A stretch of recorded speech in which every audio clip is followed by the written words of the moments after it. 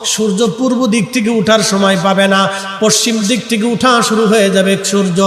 আল্লাহর নবী বললেন তওবার দরজা বন্ধ হয়ে যাবে, আর ওই সময় দক্ষিণ দিক থেকে একটা বাতাস আসবে। সমস্ত ঈমানদার সেই দিন মারা যাবে, কোনো ঈমানদার আর থাকবে না। আল্লাহকে আল্লাহ বলে ডাক দেওয়ার মতো কেউ থাকবে না। আল্লাহ ইসরাফিলকে বলবেন, ইসরাফিল সিংহায় ফুঁক দাও।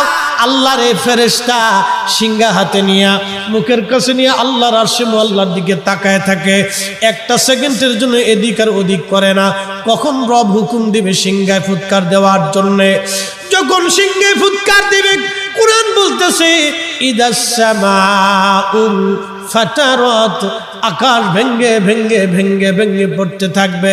ওয়া ইদাল কাওয়াকিবু তাসারাত, সমগ্র নক্ষত্রগুলি ভেঙ্গে ভেঙ্গে ভেঙ্গে ভেঙ্গে পড়তে থাকবে। ওয়া ইদাল